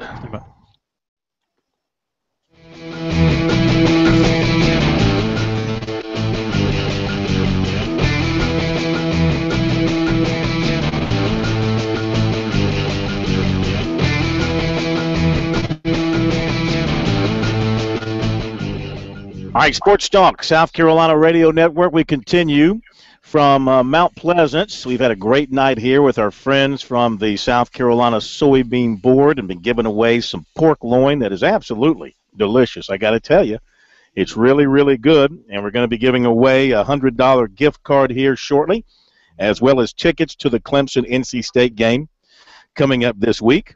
So stay tuned for that. We'll let you know who's going to take home that loot. If you want to join us here in our final few minutes, 800-956-7266 is our phone number here on Sports Talk.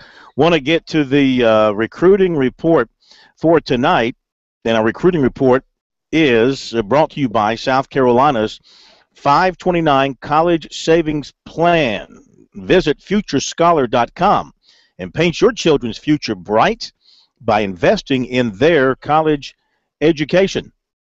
First of all, junior quarterback Josh White, 6'5", 225, Marietta, Georgia, has an offer from Mississippi State, and he's a pretty strong lean to the Bulldogs, but he's still looking for other offers. He was at Clemson last Saturday. He's got a good relationship with Chad Morris, Brent Venables, and being a Georgia native, of course, he's caught up in Deshaun Watson, and he says that they're pretty close, and he kind of models himself after him. And he feels like he's that kind of a quarterback. He's had some contact from USC. He plays at the alma mater, USC quarterbacks coach G.A. Mangus, but hasn't heard anything recently. He is hearing from Vanderbilt, Alabama, North Carolina, and Auburn, and he's been to games at each. But right now, with the offer from Mississippi State, he's a pretty strong lean to the Bulldogs. Also at Clemson Saturday was junior running back Tavian Feaster of Spartanburg. And he's showing a lot of interest in the Tigers. Tigers are strong with him. And he says he always gets a lot of love from Clemson when he goes there for a visit. And he was impressed by the enthusiasm of the fans. This weekend he's going to Knoxville to watch Tennessee and Florida. Auburn is another possible destination for him soon, though nothing has been scheduled. Southern Cal is now showing some pretty good interest in him. As for USC, he said he's not hearing much from the Gamecocks right now. He missed the last 2 games due to injury. Plans to return this week against Burns. He does not have any favorites. Basketball, 6'6" Jacob Evans of Baton Rouge has been to USC, Tulane, Cincinnati, and Auburn for his official visits. He's considering a final one down the street to LSU. That's up in the air. Still hearing from USC. And has been exchanging text messages with Frank Martin. And he's planning to make his decision within the next 2 weeks. All 4 of the schools he's visited are still on his board with no favorite right now. And he'll have a decision and an announcement at his school when he reaches that decision. And point guard Marquise Pointer of Jonesboro, Arkansas. Clemson and Wichita State have come off his list after each took commitments from other point guards. However, the College of Charleston and Lehigh, they're on the list. They're his final two schools. He plans a decision later this week. The Cougars, with their new coach, Earl Grant, kind of a late entry. Grant was recruiting him for Clemson when he was there. And he's been on Pointer very strong, and Pointer made an official visit to Charleston last weekend, and he does like Earl Grant. He's also been to Lehigh. And so, as of last night, he was not leaning either way, but he plans to have a decision sometime this week. That'd be a nice pickup for Earl Grant to start out with. This Marquise Pointer is a guy with he's a big-bodied point guard and kind of a physical point guard, kind of what Clemson has now. But the Tigers, having taken Ty Hudson over the weekend, didn't have room for another point guard. Speaking of Clemson basketball, we'll be up with the Tigers tomorrow. Brad Brownell has got his golf outing for the elite members of the media. That would include yours truly. And by elite, that's in terms of sports knowledge and status and combo golf game. I can't tell you how disappointed Philip Sykes was when I told him that you were going to be there tomorrow and not me. Sure broke his heart. Brad Brownell, I thought, and we have to check this, he might have canceled it, finding out that you were going to be there. Well, as long as the lunch is still available, that's fine. Yeah, some people were asking what the lunch was going to be, and that'll be over some leftover pork loins from. Well, we're looking forward to that. We're going to a course I've never played. Usually, we play up at the Reserve Club at Kiowee, Lake Kiowee. Always have to stop and separate Kiowa from Kiowee. There's another course we're going to play up there, which is supposed to be extremely nice. So we look forward to that. We'll hear from Brad Brownell on Grand tomorrow night. We'll be doing tomorrow night from the Madron Center, the Bob McAnally Memorial Studios in the Madron Center, the Bob Schuster Memorial Microphone. Looking forward to being there for that. So we'll have that for you tomorrow night on Sports Talk. We'll hit a break. Be right back.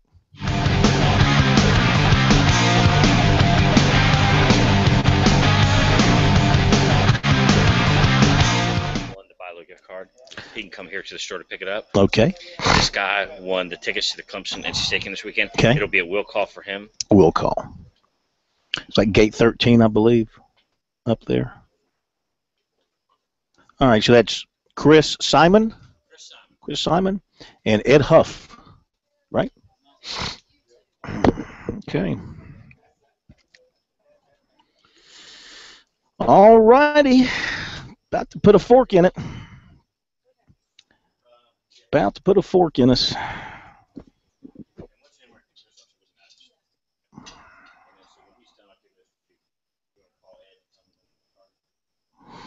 Bobby Shue.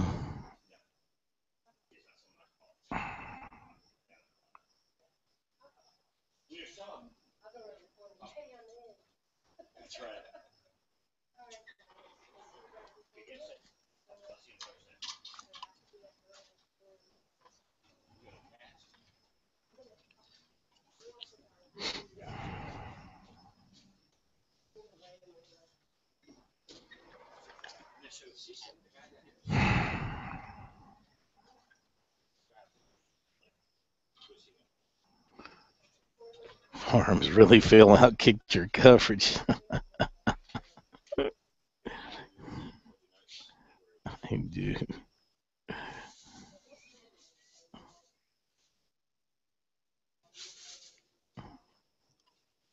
How long before we come back? 20. Okay. Whew. Well, we survived.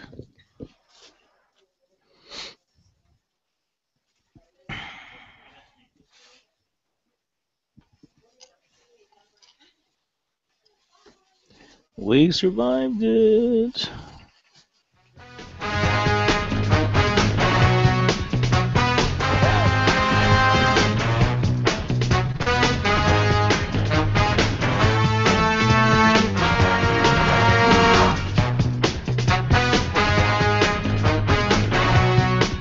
All right, back to wrap things up on this Tuesday edition of Sports Talk, Talking Tuesday, and I've got a couple of winners to announce. First of all, let's start with the BILO gift card from the South Carolina Soybean Board. Congratulations to Ed Huff.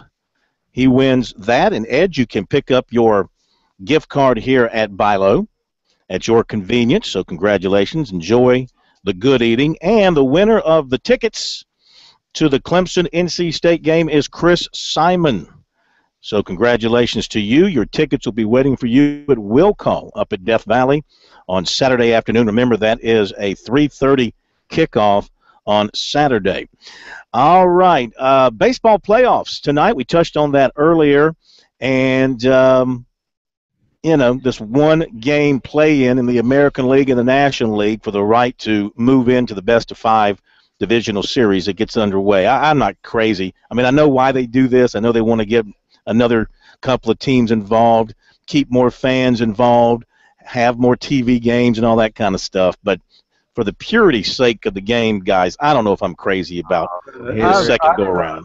I'm kind of crazy about it because you got a team that hadn't been in the playoffs for 19 years gets a chance to play. But, I mean, is it really the playoffs? If you lose in the wild card game, did you really make the playoffs? Yes, you did. I mean, it's just like getting eliminated in the play-in game in the NCAA tournament. It's not ideal, but it's better than being, like the Yankees watching. I think the Yankees would love to be in a play-in game right now, but they're not. I would turn it down. I'll be honest with you. If I were, I would decline the invitation.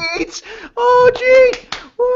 Yeah, That's he'd what be you'd doing be it. doing, like a little schoolgirl in here is what the, you would be doing, Mike. The drama in the front, the drama in the front office will be with the Oakland A's and Moneyball. Moneyball decided to make a big trade. He needed pitching, so he trades his big bat in Yoenis Cespedes to Boston, and immediately their offense went in the tank. However, they do have an ace in the hole because one of the guys they got from the trade is John Lester, and he's 3-0 against the Royals, and he pitches tonight. So if Moneyball wins tonight, then he says, see, I made a good trade. But they're in the wild card because he made that trade. Mm-hmm. I see where the Braves fired their hitting coach. Well, they said he walked off, but it's interesting. CBS has it, ESPN has it, but the AJC still has not reported it. Is that right? Okay, well, that is going to do it for us here at the BILO Town Center in Mount Pleasant. We've had a great night here. Thanks to everyone that came out. Thanks to Bobby Harden for visiting with us. Thanks to Stephanie Sox from the South Carolina Soybean Board. Jason Snyder doing a great job setting everything up and organizing for us. Tomorrow night from up at Clemson, we'll be there. Brad Brownell, and, of course, much more here on Sports Talk tomorrow night as we take you closer to another big weekend of football. Thank you, K-Mac, Pro, Steak Man back in our studios. Have a great night, everybody, and we'll see you tomorrow.